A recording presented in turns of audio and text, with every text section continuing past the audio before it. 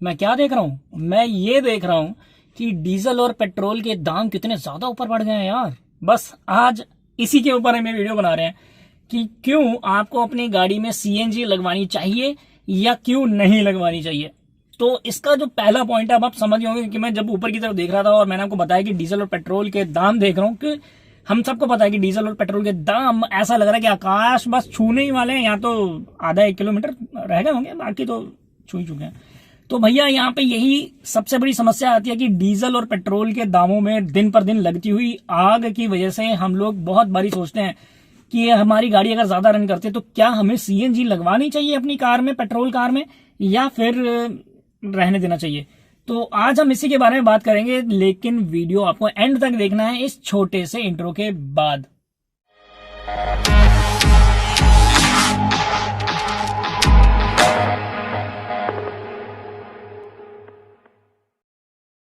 तो फ्रेंड्स, अगर आप भी एक डेली यूजर हैं, अपनी कार को लगभग डेली यूज करते हैं इधर उधर कहीं भी आने जाने के लिए, और आपको ऐसा लगता है कि पेट्रोल डीजल में मेरे ज्यादा पैसे खर्च होते हैं बॉस, तो क्या किया जाए, तो उसका सोल्यूशन हम आपको आज देंगे। सोल्यूशन भी देंगे, आपको बताएंगे कि इसके नेगेटिव और पॉजिटिव पॉइंट्स क्या हैं, कि हमें अपनी गाड़ी में सीएनजी लगवानी चाहिए या नहीं। तो सबसे पहला पॉइंट तो यही है आकाश वाला, मतलब कि पेट्रोल और डीजल से बहुत ज्यादा सस्ती पड़ती है, आपको चीप रेट पे पड़ती है। ठीक है, ये इसका पहला पॉइंट है। दूसरा पॉइंट इसका, या फिर दूसरा पॉजिटिव पॉइंट है कि ये आपको पेट्रोल या फिर डीजल दोनों गाड़ियों से ज्यादा की माइलेज दे देती है, तो माइलेज सेवर भी है। अब यहां पे आपको काफी अच्छी माइलेज मिल जाती है सीएनजी पे अगर आप अपनी गाड़ी चलाते हैं तो। ठीक है, क्योंकि देखा गया है कि पेट्रोल तो वैसे ही कम देती है, डीजल थोड़ी सी ज्यादा देती है, लेकिन सीएनजी उससे ज्यादा की माइलेज देती है। तो यहाँ पे ये बेनिफिशियल जरूर रहने वाली है अगर आप एक सीएनजी कार लेते हैं या फिर अपनी कार में सीएनजी लगवाते हैं। अच्छा, आपको ये भी बता दूं वीडियो के बीच में ही, क्योंकि बहुत लोगों को नहीं पता होगा, अगर नहीं पता है तो वो ये इन्फॉर्मेशन उनके लिए, कि जो सीएनजी किट होती है अगर आप आफ्टर मार्केट भी लगवाते हैं तो ये उन्हीं गाड़ियों में लगती है जिनमें पेट्रोल वर्जन जो गाड़ियां होती हैं, लाइक डीजल इंजन के साथ सीएनजी फिटेड नहीं होती हैं। पेट्रोल के जो कुछ मॉडल्स होते हैं उसी में सीएनजी फिटेड होती है। ठीक है, अब आप यहाँ पे पैसे तो सेव कर ही रहे हैं और माइलेज तो बना ही रहे हैं, और पैसे भी कितने सेव हो जाते हैं अगर आप इसको लगभग साल तक चलाते हैं ना, और 30 से 40 किलोमीटर पर डे का अगर आपका एक एवरेज है, तो आप यकीन मानिए कि आपके 40,000 रुपए के आसपास तक 30 से 40,000 रुपए आप सेव कर सकते हैं। तो ये भी काफी अच्छी बात है। और अगर आप इस गाड़ी को 3-4 सालों में आप खुद समझ सकते हैं कि काफी अच्छा अमाउंट आपका सेव कर लेती है। 40-50 हजार रुपए, 30-40 हजार रुपए बहुत एक अच्छा अमाउंट होता है, कम अमाउंट नहीं होता है। तो अब आपको बता दें कि इसमें जो चौथा बेनिफिट मिलता है, इसमें क्या होता है कि सीएनजी पे चलने से इंजन में काफी स्मूथनेस आ जाती है। ठीक है, आपको लगेगा कि हाँ बहुत ही स्मूथ चल रही है, वाइब्रेशन जो होती है ना वो बहुत कम हो जाती है। तो जो भी पेट्रोल में भी, अब तो जो रिफाइन गाड़ियां आती हैं, काफी इंजन ऐसे हो चुके हैं रिफाइन इंजन आते हैं, बट कहीं ना कहीं वाइब्रेशन उसमें होती हैं। लेकिन सीएनजी में ये आप कुछ परसेंट और कम महसूस करेंगे कि वाइब्रेशंस जो है वो बहुत कम हो चुकी हैं। तो ये भी इसका एक पॉजिटिव पॉइंट है। सीएनजी के लगवाने का जो नेक्स्ट पॉजिटिव पॉइंट है वो ये है कि ये आपका एनवायरमेंट फ्रेंडली फ्यूल होता है। ठीक है, सबको पता है कि सीएनजी शायद इसीलिए भी लगवाई जाती है कि भाई एनवायरमेंट को बहुत ज्यादा हार्म नहीं होता है इससे, इसमें बहुत ज्यादा जहरीली गैसेस बर्न नहीं होती हैं। ठीक है, तो आप इसको मतलब यानी कि एनवायरमेंट को बचाने में भी सहयोग कर सकते हैं अगर आप एक सीएनजी गाड़ी चलाते हैं तो। अगला पॉइंट यानी कि पॉजिटिव पॉइंट ये है कि जब दिल्ली गवर्नमेंट, जैसे केजरीवाल सरकार जी भाई जैसे अप्लाई कर देते हैं, ये ऑड एंड इवन लगा देते हैं, है ना, तो जनवरी के महीने में, आई थिंक जनवरी में लगा देते हैं, दिसंबर जनवरी में लगाते हैं, तो वहां आपको बहुत अच्छा फायदा होने वाला है। क्योंकि सीएनजी गाड़ियों में ऐसी कोई रोक टोक नहीं होती है, आपकी गाड़ी का नंबर ऑड हो इवन हो उससे डजंट मैटर भाई, आप गाड़ी चलाइए। आपकी गाड़ी के विंडशील्ड पर फ्रंट में एक स्टिकर लगा दिया जाता है सीएनजी का, जिसकी वजह से आपको एक पास मिल जाता है कि आपके पास कोई भी नंबर की गाड़ी हो, आप आराम से सारा दिन गाड़ी नचाते रहिए, कोई दिक्कत नहीं है। ठीक है, तो यहाँ पे ये बेनिफिट आपको मिल जाएगा। ये भी पॉजिटिव पॉइंट में ही है कि आपको सोचना नहीं पड़ेगा कि आपके पास ये ऑड नंबर की गाड़ी या फिर इवन नंबर की गाड़ी है। तो दोस्तों, ये तो हो गई एज की पॉजिटिव थिंग्स की बातें। अब हम थोड़ा सा नेगेटिव थिंग्स की बातें करेंगे, क्योंकि सीएनजी गाड़ियों में नेगेटिव क्या है ये भी आपको जान लेना चाहिए। तो यहाँ पे जो पहला नेगेटिव पॉइंट निकल के आता है वो आती है इसकी कॉस्टिंग, यानी कि इसकी फिटिंग की कॉस्टिंग। अब सीएनजी गाड़ी चाहे आप फिटेड लें, यानी कि कंपनी फिटेड लें, या फिर आप आफ्टर मार्केट भी फिट कराते हैं, तो इसकी जो कॉस्टिंग है वो इसका एक नेगेटिव पॉइंट माना जा सकता है, क्योंकि इस पे थोड़े से पैसे आपको खर्चने पड़ते हैं। आपको यहाँ पे 30-40 हजार रुपये खर्चने पड़ जाएंगे, ठीक है। तो यहाँ पे थोड़ी सी कॉस्ट है, लेकिन अगर हम इसको थोड़ा सा पॉजिटिव करके देखें तो कहीं ना कहीं आपको ये एक बारी में पैसा जरूर लगता है, लेकिन आप इस पैसे को रिकवर कर सकते हैं अपनी गाड़ी चलाने के बाद, क्योंकि फ्यूल में जितना पैसा आपका डीजल पेट्रोल पे खर्चा हो रहा था उसके मुकाबले ये आपके पैसे सेव कर दिया। तो इसको थोड़ा सा हम ऐसे भी देख सकते हैं कि हाँ, वन टाइम इन्वेस्टमेंट है, बट ये कहीं ना कहीं फायदा ही आपको देती है। अब बात करते हैं इसके दूसरे नेगेटिव पॉइंट की। आपको एक चीज हमेशा ख्याल रखनी है, अगर आप आफ्टर मार्केट सीएनजी लगवाते हैं ना, तो आपको इसको अपनी आरसी पे चढ़वाना ही पड़ेगा। इसको बिल्कुल भी ना भूलें, आरसी पे आपको सीएनजी किट चढ़वानी पड़ती है।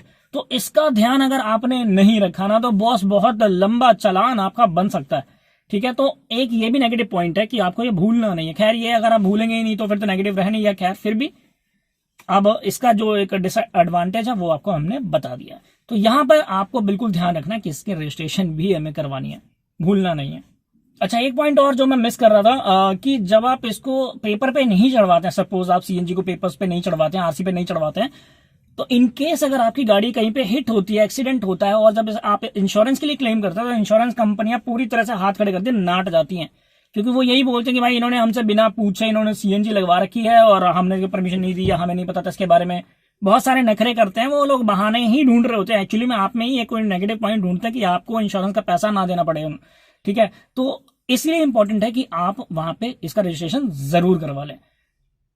अगले नेगेटिव पॉइंट की बात करें तो अगर आपके पास एक हैचबैक कार है, ठीक है, यानी कि छोटी कार है, कोई भी कार हो सकती है, छोटी कार सेंट्रो हो सकती है, i10 हो सकती है, आपकी मारुति की कोई छोटी गाड़ी हो सकती है, ऑल्टो हो सकती है, एस्प्रेसो हो सकती है, या कोई भी गाड़ी आप यूज कर रहे हैं जो कि एक छोटी साइज की कार है, अगर आप उसकी डिक्की में इसका जो किट लगवाते हैं, इसका सिलेंडर लगवाते हैं, तो ऑलमोस्ट वो जगह खत्म ही समझो आप। वो फिर आपको इसमें थोड़ा सा कॉम्प्रोमाइज करना पड़ेगा कि सपोज आपके पास लगेज है, आपको सामान कहीं पे शिफ्ट करना है, तो वो तो दिक्कत आने वाली है, क्योंकि उसकी वजह से आपने अपना जो डिक्की है वो एक तरह से आप समझो कि वो है ही नहीं, वो चीज खत्म हो चुकी है। तो यहाँ पे ये इसका एक बड़ा नेगेटिव पॉइंट माना जाता है, ठीक है। और अगर आपके पास सेडान भी है, आप एक थोड़ी लंबी गाड़ी चलाते हैं, तो वहां अगर आप लगवाते हैं तो भी बहुत ज्यादा स्पेस नहीं रहता है, थोड़ा सा ही स्पेस मिलता है वहां पे, तो वो भी आपको मैनेज करना पड़ेगा। तो ये इसका एक नेगेटिव पॉइंट है। अगला नेगेटिव पॉइंट है कि आपकी गाड़ी की पिकअप पे और परफॉर्मेंस पे थोड़ा सा फर्क देखने के लिए मिलेगा। अब आप बोलेंगे यार परफॉर्मेंस पे या फिर पिकअप पे, बिल्कुल मिलता है। अगर आप सपोज आप एक पेट्रोल गाड़ी चला रहे हैं, ठीक है, और आप उसको सीएनजी पे डालते हैं, या तो सीएनजी गाड़ी लेते हैं, तो यहां आपको बता दें कि यहां से 15 से 20% की गिरावट जरूर आती है इसके पिकअप में भी। लाइक पेट्रोल में इग्निशन बहुत तेज होता है, तो क्या होता है कि जब आप पेट्रोल पे गाड़ी खींचते हैं तो बहुत जल्दी पिकअप लेती है, लेकिन जब आप सीएनजी पे गाड़ी को आप पिकअप लेते हैं तो वो गाड़ी थोड़ा धीरे धीरे करके वो पिकअप लेती है। तो ये इसका एक नेगेटिव पॉइंट है। अगर आप बहुत ज्यादा शौक रखते हैं कि नहीं मुझे तो गाड़ी एकदम रॉकेट की तरह निकालनी, तो दोस्त ये यहाँ पर पॉसिबल नहीं होगा, थोड़ा सा कमी हो जाएगी।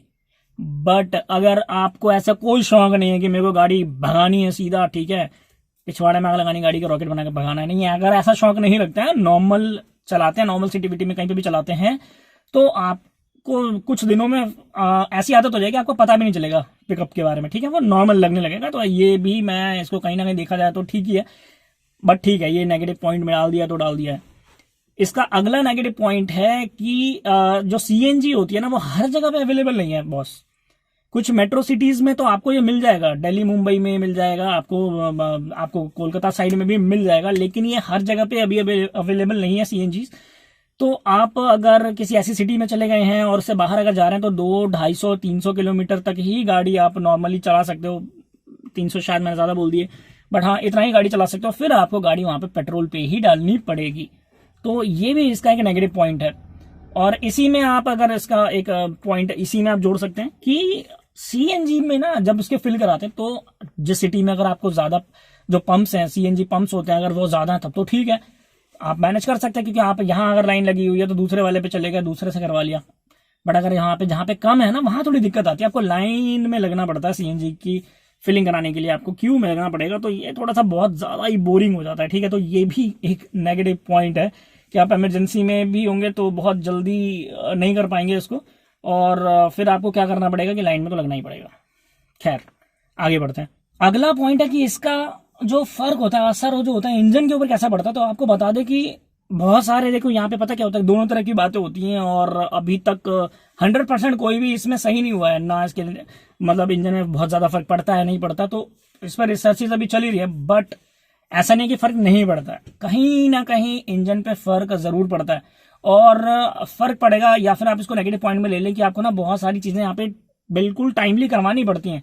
लाइक अगर आप पेट्रोल की सर्विस करवाते हैं 10,000 किलोमीटर पे करवाते हैं, तो आप कई बार क्या होता है कि बिजी शेड्यूल की वजह से या फिर कैसे भी हम 10 पे ना सही 11 पे 11:30 पे करवा लेते हैं, ठीक है। बट आपको ना यहाँ पे क्या करना है आपको बताता हूँ मैं। नेगेटिव में इसलिए बोल रहा हूँ क्योंकि आपको बहुत ज्यादा चौकन्ना रहना पड़ेगा, बहुत ज्यादा एक्स्ट्रा थोड़ी सी केयर करनी पड़ती है, इसलिए नेगेटिव पॉइंट में जोड़ा है।